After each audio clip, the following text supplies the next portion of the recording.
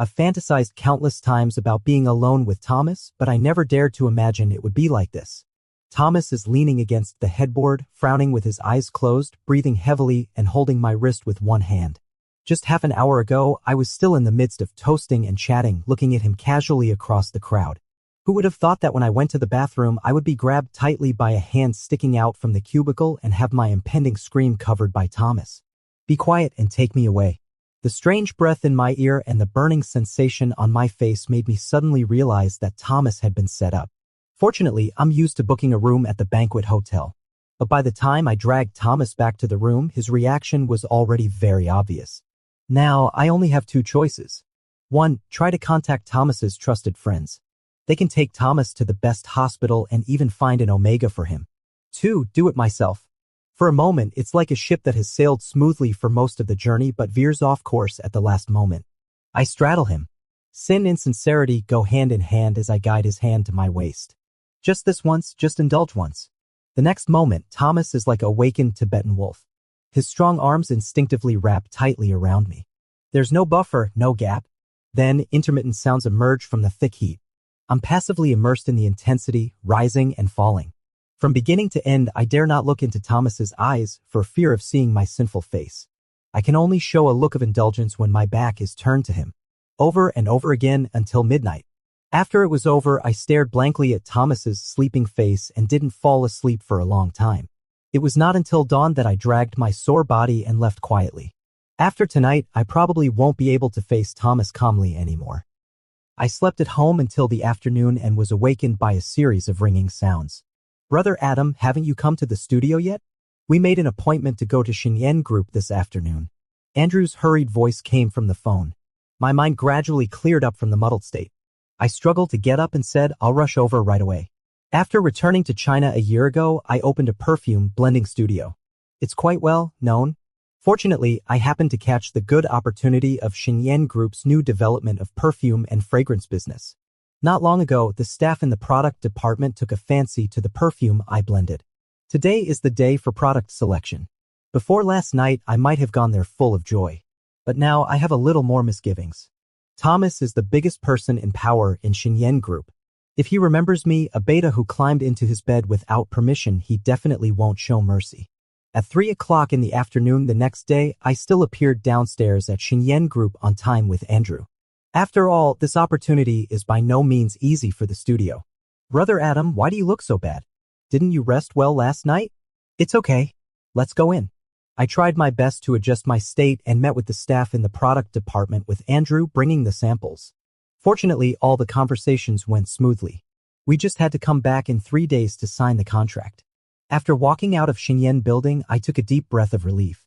Andrew put his hand on my shoulder and said, Brother Adam, how about having a drink tonight? Okay. I was also in a good mood. I reached out to get the car keys but found they weren't in my pocket. Andrew, you go to the car and wait for me first. I probably left my keys in the reception room. I went back to the reception room, picked up the keys in a hurry and was about to leave. But a series of footsteps sounded behind me. Having a bad premonition, I turned around nervously. Sure enough, it was Thomas and a group of senior executives. The figure that came into my sight made me stop in my tracks and feel at a loss. Fortunately, the product department manager recognized me and quickly stepped forward to introduce me, breaking the deadlock. I nervously looked up at everyone with a stiff smile on my face. Thomas stood across from me, his tall and straight figure filling out a meticulously tailored suit, looking calm and composed. After the product department manager finished the introduction, he nodded slightly and didn't say a word more. Even the glance he casually gave me was like looking at a stranger. After walking out of 7years building, a dull sense of loss hit me. It was normal that Thomas was in a daze that night and didn't recognize me. Moreover, Thomas might not even know who I am.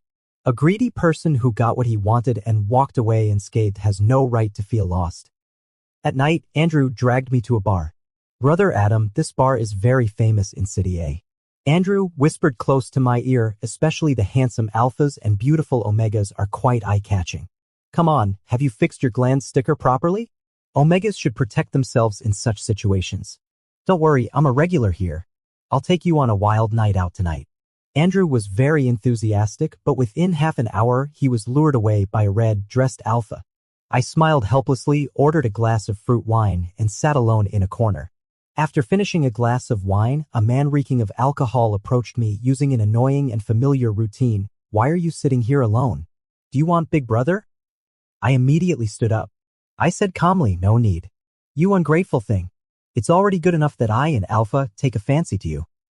As he said that, the man was about to reach out and touch me but was stopped. Before I could react, a black-dressed man in a bodyguard's uniform had neatly escorted the cursing man away. Another black-dressed man stood in front of me and handed me a postcard. "Mr. Thomas asked me to tell you that the cooperation between Xinyan Group and your studio needs further discussion. Please wait for our contact." After saying that, his figure disappeared into the crowd.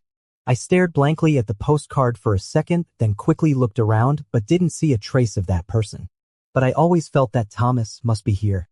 The cooperation had already been negotiated and we were just waiting to sign the contract. Why does it need further discussion? Could it be that he recognized me as the person that night and didn't want to have any business dealings with a beta who took advantage of the situation? After bidding a hasty farewell to Andrew, I paced under the dim streetlights, clutching that blue-black postcard and pondering over what the man in black had said. After struggling for a few minutes, I dialed the number on the postcard. I can't let the studio be affected. Unexpectedly, the phone was answered quickly, but I found myself speechless for a moment. "Hello?" The deep, magnetic voice came through the phone, sending a jolt through every nerve in my body. "Good day, Mr. Thomases. I'm Adam, the person in charge of Yulu Studio. Regarding our cooperation." I took a deep breath and tried to sound calm as I finished speaking. There was a moment of silence on the other end of the line. 3 o'clock in the afternoon the day after tomorrow at your studio. Long after the call ended, my hand, damp with sweat, still tightly clutched the phone and my mind was lost in thought. Thomas is coming to my studio. When I came to my senses, I found myself standing in front of the studio. The words Yulu on the soft, blue sign were half hidden in the moonlight and my thoughts were instantly transported back 10 years ago. The day I unilaterally got to know Thomas was a rainy day. My stepbrother insulted and beat me, but my father just stood by and did nothing. I wandered around on the wet ground covered with rain, clutching the last 200 yuan in my pocket. As I walked, I found myself in front of my mother's grave. I poured out my misfortunes and sobbed about why my mother had left me and abandoned me. So useless. The voice beside me interrupted my pouring out. I turned around and saw a young man wearing a cap standing behind me. I wondered how long he had been listening. I hastily wiped away my tears and was about to retort when he said again, "Crying will only make your mother sad and will also disturb my mother." For a moment I was stunned and followed his line of sight. On the tomb was a photo of a gentle-looking woman. Just like my mother, she was very beautiful. The surroundings fell silent for a moment. I opened my lips slightly but couldn't utter a single word. Throughout the afternoon, I quietly watched as the young man carefully cleaned the area around the tomb, placed a beautiful cake and a jacaranda flower on it, and then sat beside the tomb, reading a book. It wasn't until the sky gradually darkened and the rain started again that a pair of black sneakers appeared in my sight. The young man handed me the umbrella in his hand and still spoke in a calm tone, "Fight back when you're bullied." I took the umbrella and stared blankly at his departing back. It was 3 years later when I saw him again. On the first day of college, I recognized him at a glance in the Alpha Phalanx. He had grown taller and his figure had become much broader. I asked my classmates and only then learned his name. Thomas. Looking at the figure in the distance that overlapped with the one from 3 years ago, my heart was about to jump out. I thought that I had fallen in love with him, perhaps even earlier. But Thomas didn't seem to recognize me. Or perhaps he didn't take that once crying boy to heart. I still arbitrarily decided that he was the one for me. In order to know more about him, I once quietly followed Thomas to observe him. Thomas's daily routine was very regular and even the time was as precise as a template. He shuttled between the library and Xinyan building all day long, rejecting all contact with Omegas and only having 1 or 2 friends. I thought that he was a person destined for the top. So I turned to the library and tried my best to learn perfume blending. Later, I learned from my friends the well-known gossip in the circle. Thomas's mother gave birth to him out of wedlock. But his father didn't marry his mother. Instead, he followed his parents' arrangement and married the daughter of a merchant. Naturally, Thomas became an illegitimate child. Suddenly, I remembered the gentle woman in the photo 3 years ago, and I also understood why Thomas had said those words to me. On the appointed day, I and the people in the studio waited outside early. Surprisingly, only Thomas and his driver came. The driver got out of the car and stepped forward, saying, "Mr. Thomas said that he has reserved afternoon tea for the staff of the studio in a nearby restaurant. I'll lead you there later. But Mr. Adam needs to stay in the studio to discuss business." After a while, only Thomas in the car and I were left. Gritting my teeth, I stepped forward and opened the car door. The moment I looked into Thomas' eyes, I felt my legs go weak. Thomas has an irresistible charm and I can't escape it. Or rather, I'm willing to be captivated. "Mr. Adam, lead the way." When we arrived at the sample room, Thomas raised his hand and slowly stroked the displayed samples. I watched his actions and my fingertips trembled slightly. Each sample here is the essence that has escaped from my fingertips, and all of them are filled with my fantasies about love. And Thomas is the master of my love. A few minutes later, Thomas picked up a bottle of perfume on the table and stared at me intently, saying, "I've roughly understood the information of the Rain Road studio, but the quality of the products still needs further observation. Since most of the products here are made by Mr. Adam, how about Mr. Adam demonstrating them on himself?" After saying that, Thomas put the bottle of perfume in his hand into mine, then sat on the sofa and silently scrutinized me, saying, "Spray it." The last two words completely shattered my repeated deliberation on what he said before. I glanced at Thomas gently. Was he deliberately making things difficult for me? But he wouldn't be such a person. After pausing for a few seconds in thought, I looked at the perfume in my hand. It smelled like bamboo. After spraying it on my neck and wrists twice in turn, I looked up at Thomas. "Not enough?" I sprayed it on a few more places. "It's not strong enough. I can't smell it." Thomas stood up and stepped forward, took the perfume from my hand, held it above me, and looked down slightly with his eyes, saying, "You need to spray it several more times."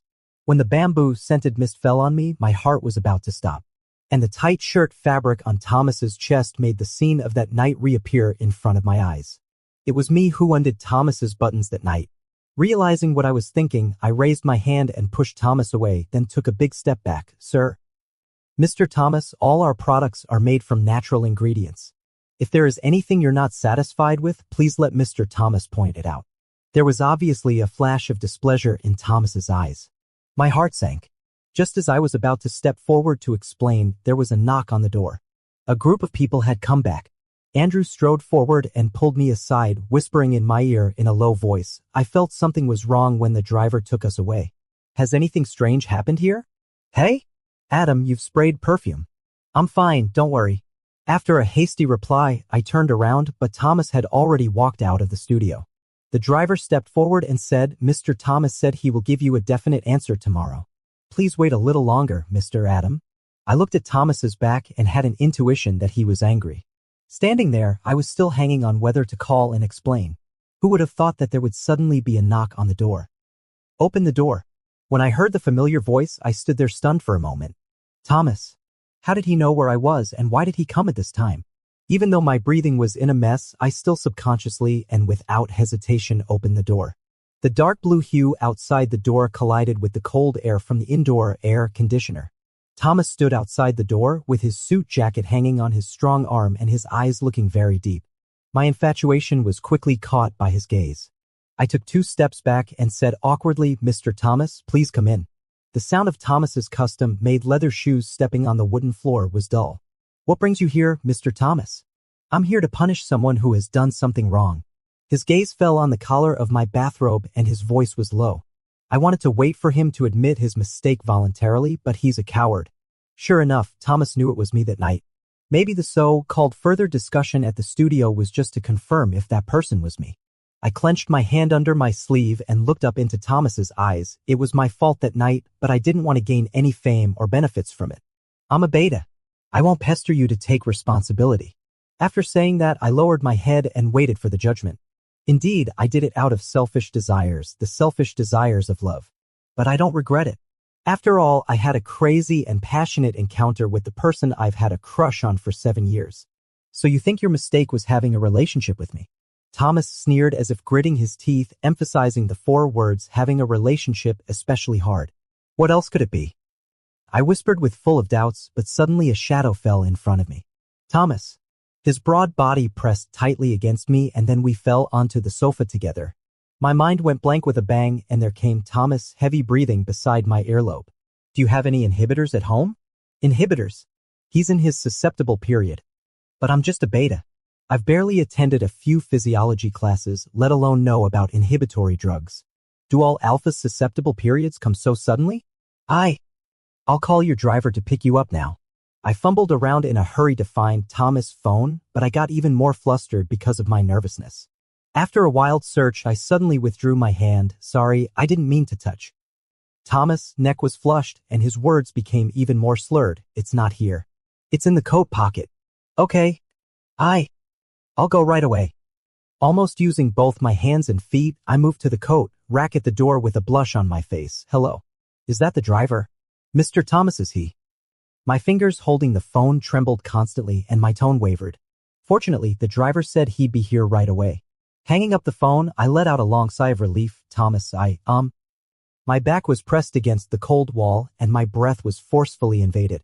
Slightly opening my eyes, the contentment spreading in Thomas' eyes made my heart flutter. It wasn't until his hand touched my lower back that my reason told me it was time to stop. But I simply couldn't refuse Thomas. As I was thinking, the bathrobe was hanging around my waist.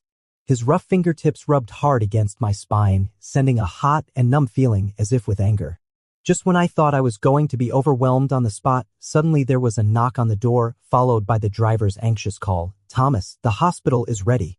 I woke up from my daze in an instant and tried to push Thomas away with my hand. Thomas. But all I got in return was his tightening grip. Thomas has probably lost his mind.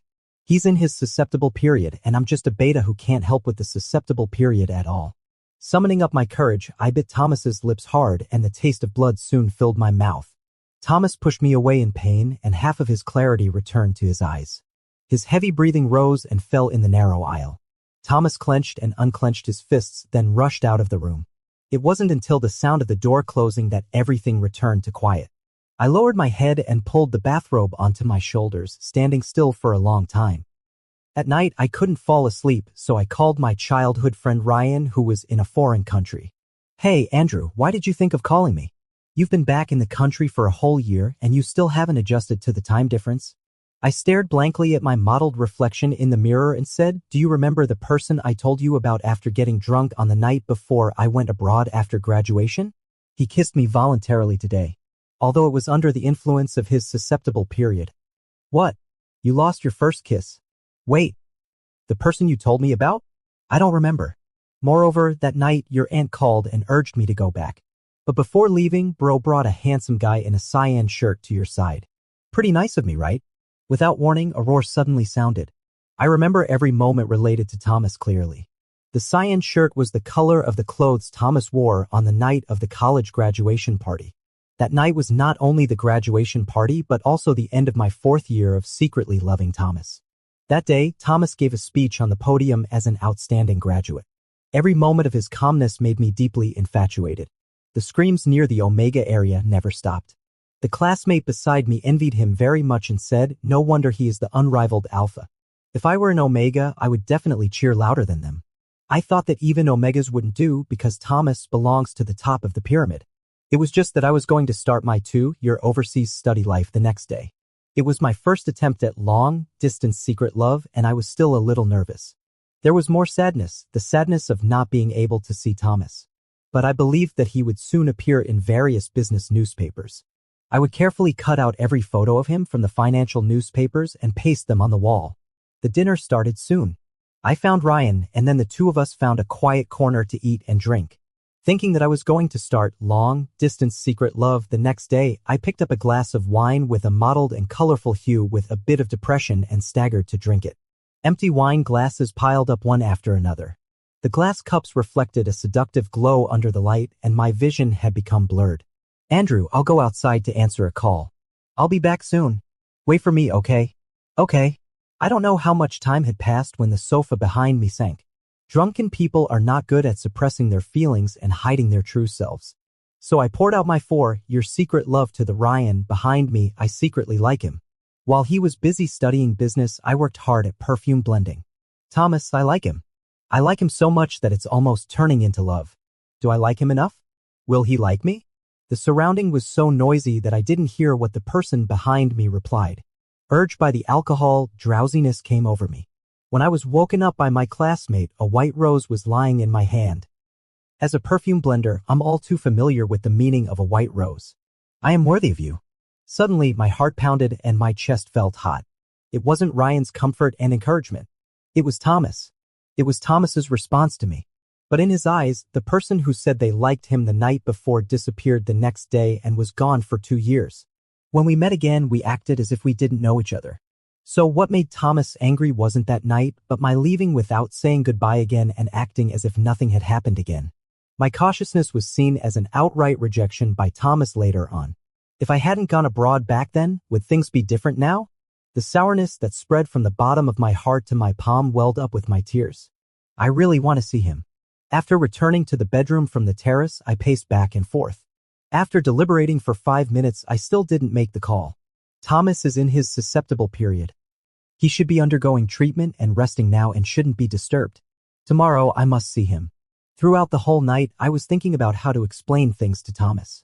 Early the next morning, I couldn't contain my excitement and just wanted to see Thomas right away, but I stopped in front of the door. Adam, so you've been living in this kind of place since you left home. But your hard days are over. Dad sent me to pick you up and take you home. Max, my step-brother, sneered with a repulsive look outside the peephole. The psychological aversion made me take a step back involuntarily, let alone the place to live. If my mother hadn't left me a sum of money, maybe I wouldn't even have been able to finish my studies. In the second year after I went abroad, my father cut off my tuition fees and living expenses to force me to return home and get married. I gritted my teeth and refused, and since then we've severed our relationship. Now he wants to take me home? Leave now or I'll call the police right away. Or, do you want to have another scar on your hand? I clenched my fists tightly, unable to hide my hatred. You motherless thing. I'm telling you, you have to go back with me today whether you like it or not. Don't forget, your little friends in the studio are completely defenseless. Max's expression became even more hideous and distorted, and his glee at holding something over me was obvious. Right, how could I forget that the evil of a villain knows no bounds? After a moment, the door slowly opened and Max's leering eyes fell on me. I stepped out of the door and said, if you dare to touch even a single thing in the studio, I won't let you off. The car sped along the asphalt road and then turned into a brown mansion. All the lingering nostalgia I have for this place is completely tied to the memories with my mother. Entering the living room, my father, who had severed ties with me, was sitting upright in the middle, gently tapping his knee with his fingers. You're back. I'll go upstairs first if there's nothing else. Not wanting to stay any longer, I turned around and went upstairs. Then a loud shout came from behind. Stop right there. You're getting out of hand. As if I didn't hear, I turned around and went upstairs, locking the door behind me. At the dinner table in the evening, my father cleared his throat slightly and finally revealed his intention. Adam, start going to the company tomorrow to help your elder brother out. It's really ridiculous that the father who once wanted to give me away now wants me to join the company. I put down the chopsticks expressionlessly. I'm full. I'll go upstairs first.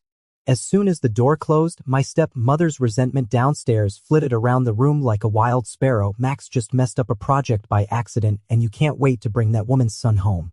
He's a beta who has never studied business. How dare you use him? All right, stop shouting. It's all because of the good son you've raised. After a while, the noise downstairs gradually subsided. I locked the door tightly and took out the file bag from the drawer. I've already got what I needed. Now I should figure out how to leave. At night, lying on my side in bed, waiting for the dead of night, there was an unusual noise on the balcony, followed by the rustling of fabric.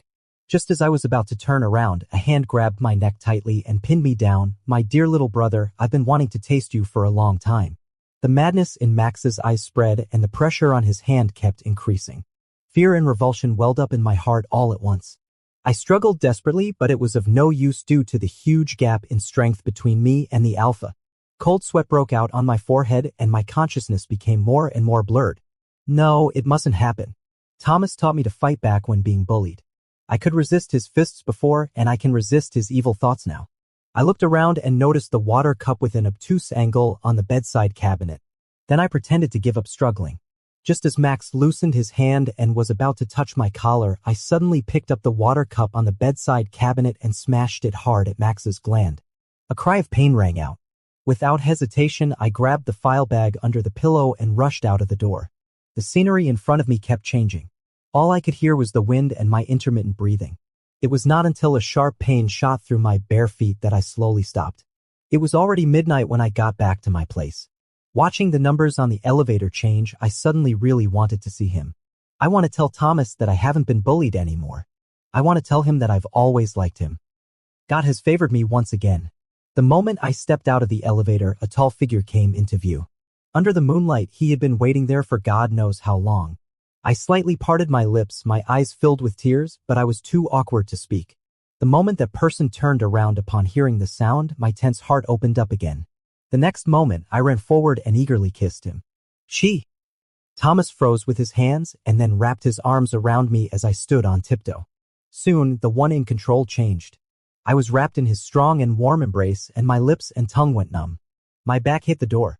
The fingerprint lock was opened in a hurry, and our entangled figures moved all the way to the bedroom. As I sank into the mattress, I looked into Thomas's eyes. This time, I could finally clearly look into his eyes and ask, "Why didn't you answer the phone?" It broke, and I haven't had time to buy a new one. Thomas sat up straight and stared down at me intently. He moved one hand to the buttons of his suit and asked, "Will you run away again after this?" I propped myself up and said, "Never again." "Good. You won't be able to run away even if you want to." As the shadow fell over me, I raised my hands and wrapped them around my lover's neck, sinking into the moment with him. This time, there were no concerns, no determination, only you and me. When dawn was just breaking, I pushed against Thomas's shoulder and said, "It's dawn. If we go on, I'll freeze to death." "No, I'll keep you warm." Before I could object, I was pulled back into the whirlpool. When I woke up, it was already night. A slight chill came from my feet. Thomas was kneeling on one knee on the carpet, carefully applying medicine to my feet. Seeing me awake, he held my ankle tightly and said, "The light was dim last night, and I didn't notice. You didn't say anything either." I didn't want to interrupt. Anyway, it was already rubbed raw. After saying that, feeling shy, I buried my head in the quilt and then peeked out through a small gap to look at him carefully. When a tall alpha like Thomas does delicate things, there is a certain kind of special charm. Just as I was admiring him, Thomas put the first aid kit away and suddenly said, "Explain what happened before and this injury. If you can't explain clearly, you're not allowed to get out of bed." So, I told him everything in detail from beginning to end. There was nothing to be shy about this time. After all, we had shared a bed twice. As the clock hands slowly ticked, when I finished speaking the last syllable, I looked up at Thomas. Thomas placed his palm on the top of my foot and rubbed it back and forth without saying a word. "It tickles." I pulled my feet out of Thomas's hands and gently poked his lower abdomen. "What about you? When did you start to like me?" My ankles were firmly held.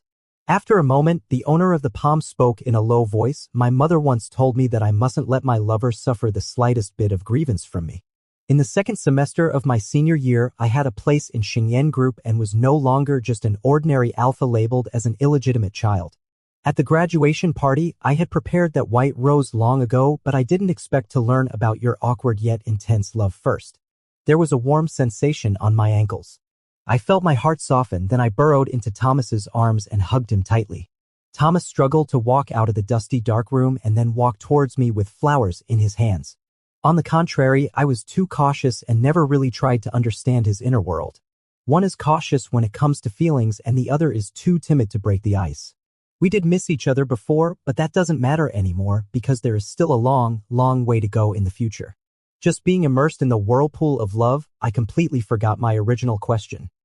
On the third day of staying with Thomas, I said weakly, "Can you not go to the company? I've given myself an indefinite leave." But my aching waist told me that Thomas couldn't take any more leave.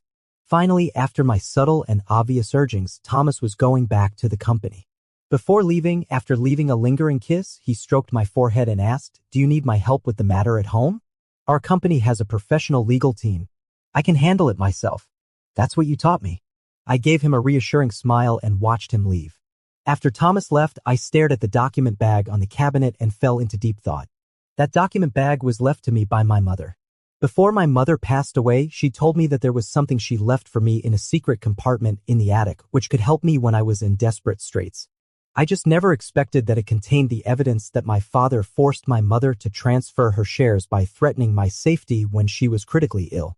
Perhaps mother had long anticipated that father was no longer the man he used to be. But until her death, she still chose to give my father a chance. However, father still failed to seize the opportunity. He hurt mother and then abandoned me. But how could I tolerate the person who hurt mother? The next day, I directly submitted all the materials in the file bag to the relevant department and refused all contact with my father and step-brother until they were arrested and imprisoned. During this period, the cooperation between the studio and Xingyan Group was successfully finalized. Half a month later, the studio held a celebration banquet. Andrew was extremely happy. When he got drunk, he burrowed into my arms like a spinning top and slurred, "Brother Adam, do you know? You're the most handsome and versatile beta I've ever seen. But how could you let that cold alpha take advantage of you?" I was also slightly tipsy. I smiled and patted Andrew's shoulder. "Xiaoning is also the smartest and prettiest omega I've ever seen." Just as we were chatting merrily, Andrew suddenly seemed to sober up. He jumped out of my arms abruptly and rushed to the toilet without looking back. I was about to get up when I saw Thomas's figure in the glass in front of me. This is not good. Although Thomas was just quietly looking at me, my intuition told me that he was already scheming how to devour me, not even leaving a bone. I quickly tidied up my messy collar, walked up to Thomas and said awkwardly, "The celebration banquet is coming to an end. Let's go home first." "Yes." Thomas nodded slightly to everyone and then put his arm around me and walked out of the studio. Seeing that he was in a normal state, I secretly let out a sigh of relief, suspecting that I might have seen things wrong because of the alcohol just now. How could a person of Thomas's status care about such a thing? At 11 o'clock at night, Thomas was still in the study. I changed into my pajamas and planned to remind Thomas to go to bed early. As I approached the study, I smelled a faint fragrance. I pushed the door open but didn't see Thomas. There were only bottles of new, formulated perfume on the table. I walked forward curiously, completely unaware that the door behind me was gently closed. "You're here." Thomas's voice suddenly came from behind. My hand, which was picking up the perfume, trembled, and a few drops of perfume dripped between my fingers. "It's late. I'm here to remind you to rest." As I said, I walked to the door and reached out to push it only to find it wouldn't open. When I finally realized the door was locked, I was thrown onto the leather sofa. Immediately afterwards, a whole bottle of perfume was poured on my chest. Thomas carefully spread the perfume evenly and said, "I don't like the smell of an outsider's pheromones in the house." It took me a while to realize that the outsider Thomas mentioned was Andrew. How could this guy get angry with a delay? Besides, I'm a beta who can't smell pheromones. "Thomas, it's cold." "It won't be cold soon." "No, When the third bottle of perfume was empty, I struggled to climb out of the bathtub. I've already used 3 kinds of perfume and taken 3 showers. I was wrong. I'm really sorry. It's not enough. Thomas held me down. There are still many in the study. I picked them all one by one. Soon, the bedroom was filled with a weak tune again. I cried and cursed, "I'm moving out. You bastard. Go find an omega. I don't want you anymore, Just when I was on the verge of suffocation, Thomas finally let me go and said slowly, "Betas are good. They can smell however you want them to." It was not until dawn that I fell asleep heavily with swollen eyes. For a long time afterwards, I hid all the perfume in the house carefully, and the samples in the studio were also locked up. 3 months later, I married Thomas. On the wedding day, we only invited close friends. Ryan flew back from abroad specially. As a result, he cried tears of joy at the ceremony. "Adam, you got married earlier than me." My action of reaching out to wipe his tears suddenly stopped. Andrew came to the wedding with his boyfriend. However, the identity of this boyfriend really surprised me. It's the red-haired alpha I had a brief encounter with at the bar. According to Andrew, they had been together for a long time, but because of that actor's identity, it had always been an underground relationship. Andrew was still a little scared when he saw Thomas and tightly held his boyfriend's shoulder. I recalled that night that I didn't want to remember and angrily kicked Thomas's leather shoes. Naturally, Thomas understood what I meant, yet he still calmly pulled me closer. After all the guests had arrived, the wedding officially began. I walked towards Thomas holding a bouquet of white roses as if walking through the rainy path of that day, and at the end of the path was the young man who had once offered me an umbrella.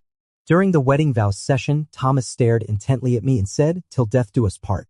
With tears in my eyes, I placed my hand wearing the wedding ring on his neck and replied, "I'll love you until I die." Epilogue of Thomas. The year my mother passed away, I was taken back to the Chin family. The so-called father's first conversation with me was to teach me to be quiet and try to reduce my presence at home. Besides me, my father also had another son who was 2 months younger than me. On the first day I transferred to the new school, the news that I was an illegitimate child had spread throughout the school. Samuel sat in the last row of the classroom, his face full of provocation, his mouth opening and closing silently. I knew what he had said. You deserve it. For some time after that, nails in my shoes, wires in my pockets, and broken bike chains became a daily occurrence. But he forgot that I was a person who had emerged from the darkness. One night, I let out the pet snake that Samuel had raised, and he wet his pants that night. The next day, the whole school knew about it, and Samuel didn't go to school for a week. I thought it would stop there. But a few months later, when I came back from a competition, my mother's portrait was thrown in the yard. It rained that day, and the photo was soaked beyond recognition. Samuel and I fought in the yard, neither of us giving in until that woman screamed and asked someone to pull us apart. My father gave me a slap. I didn't say a word, picked up the soaked photo, and walked out of the house. I didn't cry. There was only hatred in my numb heart. When passing by a pavilion, a cat was shivering on the steps. I walked forward involuntarily and picked it up. It was so fragile that it could be easily broken. For a moment, I was crazy enough to wonder what kind of mentality those who hurt others had. Just as I was about to increase the strength in my hand, a clear voice rang out, "Mom, there it is, that little kitten." I suddenly woke up and broke out in a cold sweat when I realized what I had been thinking. After putting down the kitten, I hurriedly hid behind a tree. Immediately afterwards, a boy holding a blue umbrella pulled a woman in a long dress and quickly walked under the pavilion. The boy picked up the kitten and held it in his arms, smiling and saying, "Mom, look, it's not afraid of me." The kitten rubbed against the boy's white shirt and made it dirty, but the boy just stroked the kitten's ears with a smile. That smile made me fall into a daze. It wasn't until the mother and son left that I walked out from behind the tree, stood still in place, and looked at their backs in the distance. A drop of pure water dripped into the dark world. I took back the steps I was about to take into the abyss and caught it. It was only a few years later when I saw that boy again, and he was crying very sadly. In front of him on the tombstone was a photo of that woman in the long dress. I didn't want him to keep crying so sadly. So I started talking to him awkwardly, and finally I left him a blue umbrella. Adam asked me when I started to like him, and I don't know. But if I started from the first time I saw him, my sordid past and that evil thought that was timely stopped would all be exposed. I don't want to. He can never know in his whole life. Adam, I love you.